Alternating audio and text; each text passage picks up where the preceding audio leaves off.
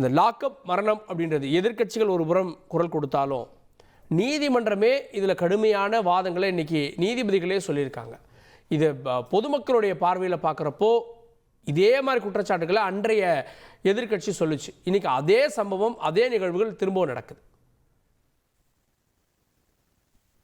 பொதுவாக மனித உயிர் சட்டத்திற்கு புறம்பா அது எந்த வகையில் எந்த நோக்கத்திற்காக எந்த சம்பவத்திற்காக இழந்தாலும் அது நம்ம நவீன மானுட சமூகம் அதை ஏற்கக்கூடாது.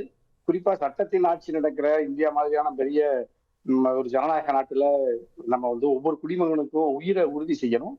அவர்களுடைய கண்ணியத்தை உறுதி செய்யறது தான் நம்முடைய அரசியல் சாசனம். அதுல இன்னைக்கு தமிழ்நாட்டுல திராவிட முன்னேற்ற கழக ஆட்சி பொறுப்பேற்று ஒரு 24 லாக்அப் மரணங்கள், அதாவது காவல் நிலைய விசாரணை மரணங்கள் நடந்திருக்கிறதாகவும் நம்ம அதை ஒட்டி காவல்துறை மீது எடுக்கப்பட்ட நடவடிக்கைகளில் அரசு எப்படி செயல்பட்டுங்கிறதெல்லாம் நம்ம பார்த்தோம். ஆனா அதுல இப்பொழுதும் கூட இப்ப நீங்க சாத்தான்குளத்துல பென்னிக்ஸ் ஜெயராஜ் மரணத்துல அப்ப கூட நீங்க அதுல இன்னைக்கு வரைக்கும் நீங்க டிஎஸ்பி இன்ஸ்பெக்டர் அவ்வளவு காவலர்கள் வினையே கிடைக்காம சிறையில் இருக்கிறாங்க. அதுக்கு பக்கத்துலதான் சிவகங்கை மாவட்டம். நீங்க அங்கிருந்து தூத்துக்குடி மாவட்டத்திலிருந்து பக்கத்துல இருக்கிற சிவகங்கை மாவட்டம், பக்கத்துல இருக்கிற நம்ம திருப்புவனம் காவல் நிலையத்திலேயே இன்னும் அவங்க காவலர்கள் தன்னுடைய துறையை சார்ந்த சக காவலர்கள் இதே மாதிரியான விசாரணைக்கு அழைத்து காவல் நிலையத்தில் இப்படி மரணம் போகிற அளவிற்கு தாக்கியவர்கள் பிணை கிடைக்காம இன்னும் உயரதிகாரிகள் எல்லாம் உள்ள இருக்காங்களே. நம்முடைய சக தலைவர் நாம கவனமா இருக்கக்கூடிய எச்சரிக்கை இந்த காவலர்களுக்கே இல்லாம இருக்கிறது தான் இன்னும் நம்ம சீருடைய இந்த காவலர்களுக்கே இல்லாத வெறும் காவல்துறை மட்டத்துல மட்டுமே நடக்கக்கூடிய ஒரு நிகழ்வா பாக்குறீங்களா? வெறும் காவல்துறைன்னு சொல்றீங்களா? இப்போ காவல்துறை அப்படின்னா காவல்துறையினுடைய தலைமை அப்படின்னா அது அரசை தானே வந்து சேரும். அதுதான் இப்ப அரசுங்கிறது நம்ம மனிதர்களை வைத்து பல்வேறு துறையில நம்முடைய நாட்டில் இருக்கிற நம்முடைய மக்களை தான் பயிற்சி தந்து கல்வி தந்து உரிய பயிற்சி தந்து நம்ம நியமிக்கிறோம்.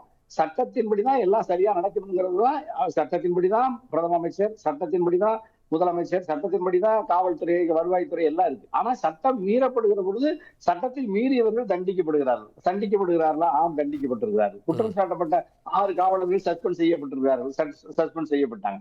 இது சஸ்பெண்டோட நிக்காது. இப்ப நீங்க இந்த இடைநீக்கம் மட்டுமல்ல, இதுக்கு நீங்க அடுத்து அவர்கள் கைதளவுக்கு கட்டாயமா போவாங்க. நம்ம எல்லா எதிர்கட்சிகள் கோரிக்கை வைக்கிறாங்க. ஆனா இதுல அரசின் மீது நம்ம திராவிட முன்னேற்ற கழக அரசு தான் இதுக்கு பொறுப்பு அல்லது மாண்புமிகு முதலமைச்சர் தான் பொறுப்புன்னா அது பிழையானது, தவறானது. அது அரசியலுக்காக சொல்லப்படுகிறது. அது இன்னும் சொல்ல போனா சில தலைவர்கள் எல்லாம் பார்த்தேன் மத ரீதியாக கூட சாத்தான்குளத்தில் மரணித்தவர்கள் ஒரு இறைவனை பின்பற்றுவர்கள், ஒரு மார்க்கத்தை பின்பற்றுவர்கள், அவர்கள் தாக்குதலில் சம்பந்தப்பட்ட காவலர்கள் அல்லது அவர்கள் குற்றம் இழைத்தவர்கள் மீது எடுத்த நடவடிக்கையும் இதன் மீது என்ன நடவடிக்கைங்கிறதெல்லாம் நான் ஒரு பெரிய மூத்த அரசியல் தலைவர் பாஜக ராஜா அண்ணன் பேசுனதெல்லாம் பார்த்தேன். அதெல்லாம் எவ்வளவு கடுமையான அரசியல் நோக்கத்திற்காக பிழையாக அரசை களங்கப்படுத்துவது அல்லது முதலமைச்சரை களங்கப்படுத்துகிற நோக்கத்துல பேசுறாங்க. ஆனா பொதுவா இப்ப நம்ம ஒரு சட்டத்தின் ஆட்சியை இந்த மண்ணில் நிலைநிறுத்தப்பட வேண்டும் என்ற அக்கறை இருக்கிற நாம் அனைவருமே இவைகள்லாம் அது எடப்பாடியாருடைய ஆட்சியா, ஸ்டாலினுடைய ஆட்சியா, அல்லது மோடியினுடைய ஆட்சியா, சோனியா மன்மோகன் ஆட்சியாங்கிறதெல்லாம் இல்லை. சட்டத்தின் ஆட்சி இருக்கணும். அதுல குற்றம் சாட்டப்பட்டவர்கள் யாரா இருந்தாலும் நடவடிக்கை எடுக்கணும். ஆனா இந்த சம்பவத்தில் இன்னைக்கு முதலமைச்சர் தலைமைச் செயலகத்துல காவல்துறை அதிகாரிகள், உயர் தலைமைச் செயலாளர், உள்துறை செயலாளர் மாநாடு நடத்துறாரு, அது கூட்டம் நடத்துறாரு, ஆலோசனை பண்ணியிருக்காங்க. அதுல இப்ப நீங்க எல்லா வகையான குற்றங்களிலும் அரசியல் தொடர்புடைய மக்கள் பிரதிநிதிகளா இருந்தாலும், உயர்ந்த பொறுப்புகளில் இருந்த காவல்துறையை சார்ந்தவர்களே இருந்தாலும், மக்கள் பிரதிநிதிகள் உள்ளிட்ட எவர் ஒருவரையும் சட்டம் தயவு தாட்சியம் இல்லாமல் நடவடிக்கை எடுக்கும். குற்றவாளிகள் இரும்பு கரம் கொண்டு அடக்கப்படுவார்கள். அதுதான் இப்ப நம்ம இந்த தம்பி அஜித்குமாருடைய மரணத்திலையும் குற்றம் சாட்டப்பட்டவர்கள் அல்லது இதுல சம்பந்தப்பட்டவர்கள் கட்டாயமா யாரா இருந்தாலும் சட்டத்தின் பிடியிலிருந்து தப்பிக்க முடியாது. திராவிட முன்னேற்ற கழக அரசு, மாண்புமிகு தளபதியாருடைய அரசு கட்டாயமா குற்றவாளிகளுக்கு ஆதரவா இருக்காது.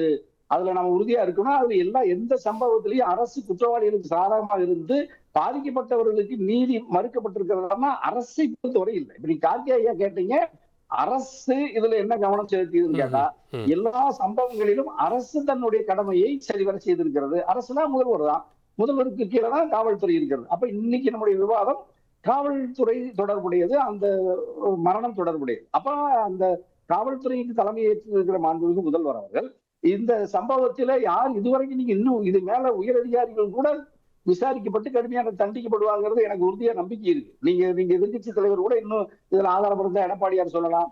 பாஜகவின் தலைவர் இப்ப பல்வேறு கேள்விகளை நயினார் ஐயா கூட எழுப்பியிருக்காங்க.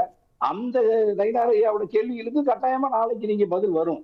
அதனால நம்ம இது மாதிரியான சம்பவங்கள் தொடர்ந்து நீடிக்கிறத அனுமதிக்க கூடாது. குறிப்பா தமிழ்நாடு மாதிரி ஒரு ஒரு இல்ல சார், இதுல இல்ல அரசியல் ஏன் இந்த விவகாரம் எதிர்க்கட்சிகள் இவ்வளவு குரல் கொடுக்குறாங்க அப்படின்னா, இதற்கு முன்பு இதே போல நடந்திருக்கக்கூடிய பல நிகழ்வுகளை பார்க்கிறோம்.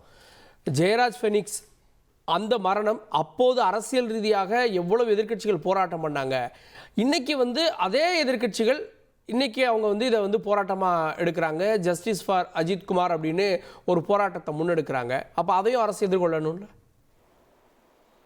ஆமா, ஏன் நம்ம அரசு எதிர்கொள்ளாம இல்லையே. அரசு எதிர்கொள்ளத்தான் தயாரா தான் இருக்கு. அரசு இதுல ஒன்றும் விலகி யாராவது இதுல பாதிக்கப்பட்டவர்களுக்கு எதிராகவோ குற்றம் சாட்டப்பட்டவர்களுக்கு ஆதரவாகவோ அரசு எங்க செயல்பட்டுச்சு? இப்ப யாராவது இப்ப எங்க சேலம் மணிகண்டனையா கூட இருக்காங்க. நீங்க யாராவது அரசு எந்த இடத்தில் எல்லை மீறியதோ, எல்லை மீறியவர்கள் யாரோ அவரை இது காப்பாற்றுமா? காப்பாற்றாது. அது மட்டுமல்ல, சிவகாமி நகையை பறிகொடுத்தவர் அவர் என்ன நினைக்கிறாரு? எனக்கு நீதி வேணும். இங்க தொடர்ந்து திருட்டு நடக்கிறது, தொடர்ந்து போதைப் பொருள்கள் நடக்கிறது, தொடர்ந்து கொலைகள் நடக்கிறது, அரசாங்கம் கைகட்டி வேடிக்கை பார்க்கிறது, காவல்துறை மெத்தனமா இருக்கிறதுன்னு சொல்றது இதே எதிர்க்கட்சி தான் சொல்லுது.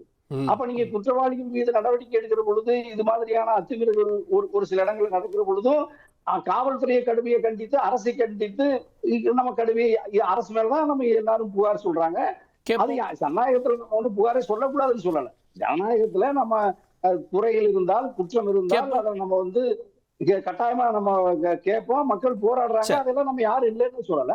ஆனா இதுல அரசு ஏதாவது ஒரு வகையில் யாரையாவது பாதுகாக்குமா என்றால் அது முடியவே முடியாது, இருக்காது. அப்படி இருந்தா தனியரசும் அந்த போராட்டத்தில் இருந்து பாதிக்கப்பட்டவர்களுக்கு ஆதரவாக, குற்றவாளிகளுக்கு எதிராக தான் நம்ம போல களத்துல வேலை செய்வோம். அரசை பொறுத்தவரை கட்டாயமா குற்றவாளிகளுக்கு எதிராக தான் இருக்கும்.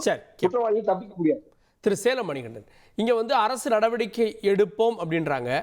எங்கேயுமே இவர்களை இந்த காவல்துறையினரை காப்பாற்ற அரசு எந்த நடவடிக்கையும் எடுக்கல, அவங்கள காப்பாற்ற முனையவே இல்லை அப்படின்ற ஒரு விஷயம் வர்றப்போ இதுல அரசு நடவடிக்கை போதவில்லை அப்படின்ற அந்த குற்றச்சாட்டு சரியா?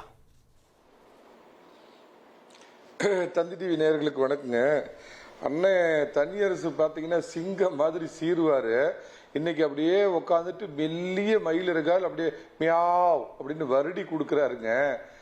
ஒரு கொடூரமான கொலை, ஒருத்தரை அடிச்சே கொஞ்சம் கொஞ்சமா அடிச்சே ஒரு நபர் கொலை செய்யப்பட்டிருக்கிறாரு. இதுக்கு அப்படியே மயிலிறகால தடவுற மாதிரி பதில் சொல்றாருங்க. நான் அந்த மாதிரிலாம் இல்லைங்க, வெளிப்படையா சொல்றேன். இந்த கொடூர கொலைக்கு காரணமான ஒன்றிய குன்றிய அரசு, மோடியும் அமித்ஷா தாடியும் உடனடியா பதவி விலகணும். இவங்க ரெண்டு பேரும் அடுத்த நிமிஷமே பதவி விலகணும். இல்லைன்னா தமிழ்நாடு முழுக்க ஒரு பெரிய போராட்டத்தை முன்னெடுப்போம். ஏன்னா அப்படித்தானே சொல்ல போறாங்க. இதுக்கும் ஒன்றிய அரசு எதுக்கு எடுத்தாலும் இங்க ஒன்றிய அரசு, குன்றிய அரசு, மோடி காரணம், அமித்ஷா தாடி காரணம் அப்படின்னு தானே இவங்க பொழப்பா போச்சு. அதாவது மன்னன் எவ்வளியோ மக்கள் அவ்வளி அப்படின்னு சொல்லுவாங்க. சாத்தான்கள் ஆட்சி செய்தால் பிணம் தின்னும் சாத்திரங்கள் அப்படின்னு தமிழ்ல ஒரு மொழி சொல்லுவாங்க. சட்டம் ஒழுங்கு ஒரு ஆட்சியுடைய முகம் பார்க்கிற கண்ணாடிம்பாங்க. அந்த சட்டம் ஒழுங்கு சந்தி சிரிக்குது. 25வது லாக்அப் டெத்துங்க இது. விலைப்பட்டியல் மாதிரி ஒரு காலை பிரபல தினசரி கொலைப்பட்டியலை போட்டுக்கிட்டு இருக்குது. டிஜிபியோடு உட்காந்து டின்னர் சாப்பிட்றான் சர்வதேச கடத்தல் மன்ன, போதை கடத்தல் மன்ன ஜாபர் சாதிக்கிற திமுக பேர் வழி. அமைச்சர் மா சுப்பிரமணியத்தோட உட்காந்து நல்லா பிரியாணி சாப்பிட்டுட்டு போய் பாலியல் சீண்டல் பண்ணி பெண்களை சீரழிச்ச அயோக்கிய ஞானசேகரன் பாத்தீங்கன்னா மாசுவோட சாயந்தரத்திலயும் டின்னர் சாப்பிட்றான், மத்தியானத்துல நல்லா பிரியாணி சாப்பிட்டு தெம்பா போறான். நைட்ல போய் பார்த்து ஊடெல்லாம் ஐயா மணிகண்டனையா இப்ப கூட நம்ம கொக்கைன்ல இப்ப போதைப் பொருள் கைதா இருக்கிறவங்க நம்ம எடப்பாடி ஐயாவோட தொடர்புல இருக்கிறவங்க நம்ம புகைப்படத்தை பாக்குறோம். அதுக்காக எடப்பாடி ஐயா அதுல குற்றவாளிகள் ஊக்குவிக்கிறாருன்னு சொல்ல முடியுமா? அது பொது வாழ்க்கையில் இருக்கிறவங்களோட இப்ப நாளைக்கு உங்களுடைய அதிமுகவை சேர்ந்தவர் கேட்கிறேன். ஓகே ஓகே, பேச விடுங்க.